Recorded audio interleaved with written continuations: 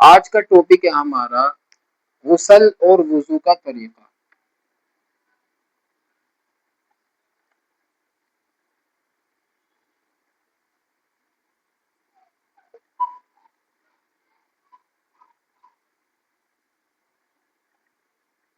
غسل اور وضو کا طریقہ آج ہم جانیں گے کہ غسل کا صحیح طریقہ کیا ہے اور وضو کا صحیح طریقہ کیا ہے، اور وہ بھی غلطیاں جانیں گے جو مسلمان غسل میں کرتے ہیں اور وضو میں کرتے ہیں، جس کی وجہ سے ان کی نماز خراب ہو جاتی ہے۔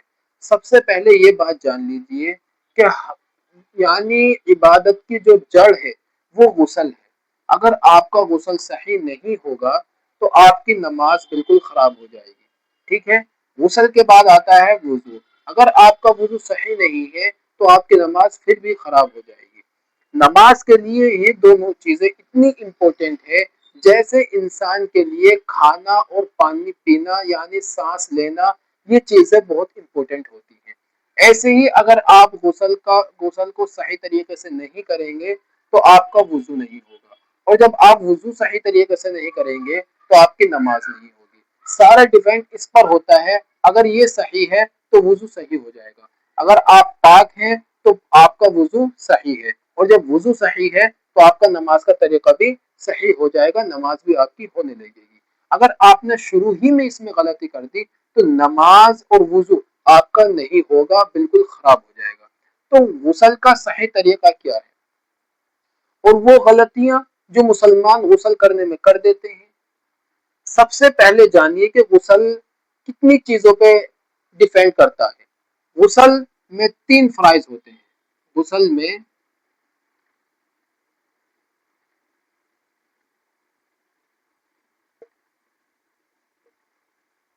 3 فرائض ہوتے ہیں۔ غسل میں 3 فرائض ہوتے ہیں جس کو ہمیں ادا کرنا ہوتا ہے۔ اگر ان میں سے ایک بھی فرائض ہمارا چھوٹ گیا، مس ہو گیا، تو ہمارا غسل نہیں ہوگا، اور جب غسل نہیں ہوگا تو وضو نماز ہماری نہیں ہوگی، خراب ہو جائے گی، ٹھیک ہے۔ تو وہ 3 فرائض کیا ہے؟ نمبر 1 پر آتا ہے کلی کرنا۔ نمبر 1 پر آتا ہے کلی کرنا۔ نمبر 2 پر آتا ہے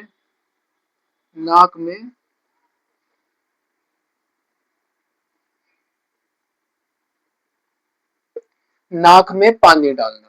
نمبر 3 پر آتا ہے پورے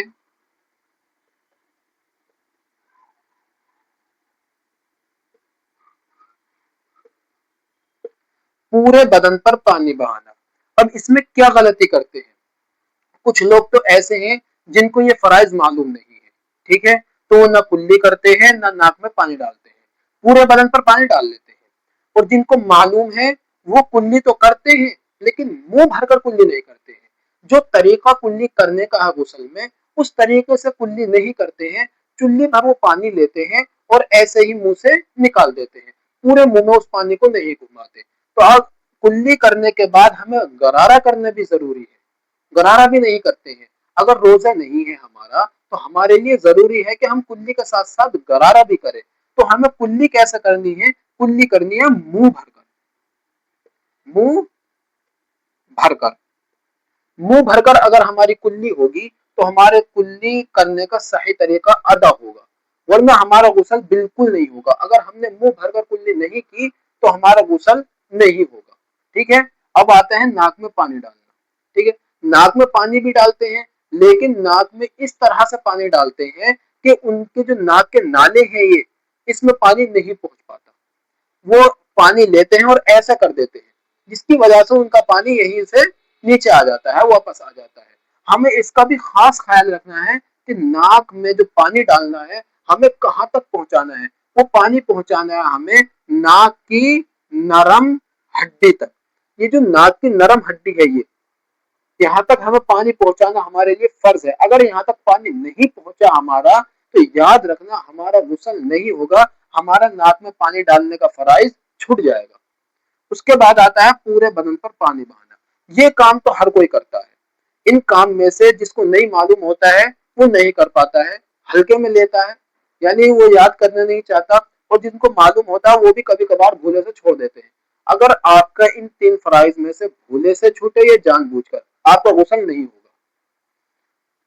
पूरे बदन पर पानी बहाना, इस काम को तो हर कोई करता है, लेकिन कुछ जगहें ऐसी हैं कि हम अगर पानी पूरी बाल्टी के पानी से नहा लें तब भी उस जगहों पर पानी नहीं पहुंच पाता है। जब तक हम अपने हाथ को, गीले हाथ को उस जगह पर नहीं लगाएंगे तब तक वो जगह गीली नहीं होती है। जैसे किसी की नाफ है, नाफ अगर ये खुली हुई है तो इसमें पानी नहीं पहुंच पाता है, तो इसका क्या तरीका है कि अपनी छोटी उंगली को गीला करके अपनी नाफ में घुमा ले, और जिसकी बंद है उसको अपनी नाफ में उंगली घुमाने की कोई जरूरत नहीं है। और बहुत सारी जगह है, अगर आप गौर करेंगे तो आपको मालूम हो जाएगा। 2-3 जगह मैं आपको बता देता हूँ। एक तो है नाफ, ठीक है, इसमें नहीं पानी पहुंच पाता है। दूसरा है ये कान के जो हमारे नाले हैं, ये जो है यहाँ पानी नहीं पहुंच पाता है। हमें इस तरीके से करना पड़ेगा जब जाके यहाँ पर पानी पहुंच पाएगा। अगर ये भी आपके सूखे रह गए, बताया गया है कि अगर एक बाल बराबर भी सूखा रह गया तो आपका गुस्ल नहीं होगा। बाल बराबर भी, बाल कितना सा होता है, तो ये चीज हमारी छूट जाती है। इसका खास ख्याल रखना है, ठीक है। एक नाफ का है, एक ये है, बगलों में भी हाथ फेर लेना है, और ये यहाँ पर भी पानी नहीं पहुंच पाता है यहाँ पर, इसका भी खास ख्याल। अगर आप गौर करेंगे तो आपको खुद मालूम हो जाएगा कि हमारा पानी कहाँ नहीं पहुंच पाता है। तो बेहतर ये है कि 3 मरतबा अपने बदन पर पानी बहा ले, उसके बाद अपने गीले हाथों को पूरे बदन पर फेर ले, ठीक है, जब जाके आपका गुस्ल सही होगा। तो पानी तो पूरे बदन पर हर कोई बहाता है, लेकिन कुछ जगहें ऐसी हैं जिनका उनको मालूम नहीं होता है कि हमारा यहाँ पानी पहुंच रहा है या नहीं। वो समझते हैं कि पूरा बदन हमारा भीग गया है, हालांकि ऐसा नहीं होता है। तो हमें इन 3 चीजों का खास ख्याल रखना है। अगर हम इन 3 चीजों में पास हो गए तो आगे हमारे लिए कामयाबी होगी। अगर हम इनमें फेल हो गए तो हमारे लिए आगे नाकामी होगी, क्योंकि सारा डिपेंड इस पर ही है। अगर हम पाक होंगे, इसके ही जरिए हम पाक होते हैं। अगर हम इन 3 चीजों में से कोई चीज छोड़ देंगे तो हम नापाक रहेंगे, और नापाक इंसान का ना वुजू होता है और ना ही नमाज होती है। तो हमें इसका खास ख्याल रखना है, ये बुनियादी चीज है, ये नी है, नी। जैसे एक मकान होता है, मकान के नीचे एक नी रखते हैं पक्की करके, मजबूत करके, कि नी मजबूत होगी तो हमारा मकान मजबूत बनेगा, मजबूत रहेगा। ऐसे ही अगर हमारी नी मजबूत होगी तो हमारी नमाज बहुत स्ट्रोंग होगी, ताकतवर होगी, कबूलियत के दर्जे में होगी। अगर हमारा यही नी कमजोर होगी, इसमें से फराज छूटा हुआ होगा, तो हमारी नमाज बर्बाद हो जाएगी और बद्दुआएं देती हुई हम ऊपर जाएगी। तो इसका खास ख्याल रखना है कि हमें इन 3 चीजों में गौर फिक्र करके इनको इस्तेमाल करना है। जब भी हम गुस्ल करें तो सबसे पहले ख्याल इनका रखना है कि ये 3 फराइज हमसे अदा हो रहे हैं या नहीं, क्योंकि अगर इनमें से एक फराइज भी आपका छूट गया तो समझ लेना कि आपका गुस्ल नहीं हुआ है और आप नापाक ही हैं। तो हमें इसका खास ख्याल रखना है। उसके बाद आता है वुजू। वुजू वुजू वुजू का क्या तरीका है, वुजू में क्या करना है। वुजू में हमें, वुजू के 4 फराइज है, वुजू के 4 फराइज है। अगर उन 4 फराइज में से भी कोई चीज छूट गई तो हमारी नमाज नहीं होगी। बगैर वुजू के नमाज नहीं होती है। तो वुजू का जो सारा डिफेंड है वो 4 चीजों पर है। अगर उन 4 चीजों में से एक चीज भी हमारी, क्या कहते हैं, खत्म हो गई या हमसे छूट गई तो इन 3 चीजों से वुजू नहीं होगा। यानी चारों चीजों का अदा करना हमारे लिए फर्ज है, फर्ज। अगर उनमें से एक भी छूट गया तो हमारा वुजू नहीं होगा। और बहुत सारे लोग इसी में गलती कर देते हैं कि जो चीज उनको मालूम तो है कि हमें ये धोना है, लेकिन उसको सही तरीके से नहीं धो पाते हैं। जहां तक धोना होता है वहां तक नहीं धो पाते। वुजू के लिए सबसे पहले आता है चेहरा धोना। नंबर 1 पर आता है चेहरा धोना। चेहरा कैसे धोना है और कहां से कहां तक धोना है। चेहरा, हमें इसको पेशानी बोलते हैं। पेशानी के बालों से थोड़ी के नीचे तक, यहाँ तक एक कान की लो से दूसरे कान की लो तक पूरा चेहरा धोना, यानी इतना चेहरा हमें धोना है। अगर हमने चेहरा यहाँ तक धो दिया, लोग इसमें गलती करते हैं कि वो अपने चेहरे को पूरा नहीं धो पाते। अगर हमने यहाँ तक चेहरा धो दिया या यहाँ तक चेहरा धोया, यहाँ पानी नहीं पहुंचा है, تو یاد رکھنا ہمارا وضو نہیں ہوگا.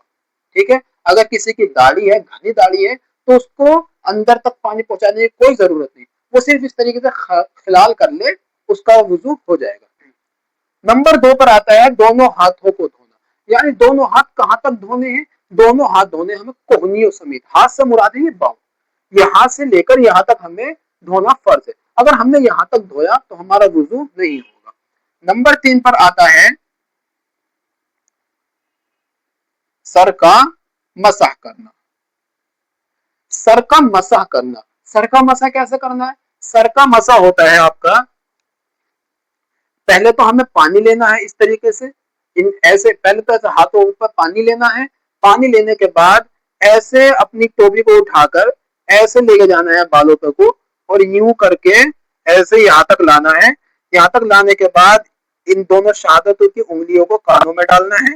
ایسے کر کے کانوں میں ڈالنے کے بعد ایسے گھمانا ہے. یہاں کو یہ سب جو نالے ہیں یہاں تک ایسے گھمانا ہے, اور ان انگوٹھوں کو یہاں کو لانا ہے, اور اپنے گیلے ہاتھوں کو اس طریقے سے پھیر لینا ہے. اس کا مسا نہیں کرنا. یہ اس کا گردن کا مسا کرنا مکروہ ہے, ناپسندیدہ ہے. تو ہمیں اس کا کچھ لوگ کرتے ہیں ایسا کر کے, ایسا کریں گے پھر ایسا کریں گے, ایسا نہیں کرنا. ہمیں صرف یہاں تک ہاتھ پھیر کر چھوڑ دینا.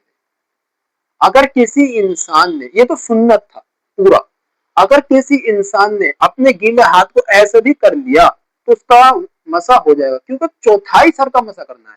اس سر کے جو پورے سر کے 4 حصے بنیں گے, اس میں سے جو ایک حصہ نکلے گا اس سر کا مسا کرنا فرض ہے.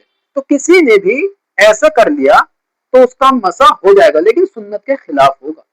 تو ہمیں چاہیے کہ ہم پورے سر کا مسا کریں, اس میں ہمارے لیے فائدہ ہی فائدہ ہے. ٹھیک ہے.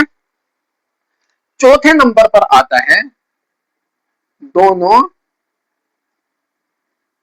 پیروں کو دھونا. چوتھے نمبر پر آتا ہے دونوں پیروں کو دھونا. پیر کہاں تک دھونے؟ پیر دھونے ہیں ٹخنوں تک. ٹخنے جو ہوتے ہیں نیچے کی, جو گھٹنوں سے نیچے جو ہڈی نکلی ہوئی ہوتی ہے, وہاں تک ہمیں اپنے پیروں کو دھونا ہے. اگر اس سے پہلے دھو دی اور وہ سوکھی رہ گئی ہڈی, تو یاد رکھنا ہمارا وضو نہیں ہوگا. تو سارا نماز کا جو زور ہے وہ پہلے ہے غسل پر, اس کے بعد ہے وضو پر.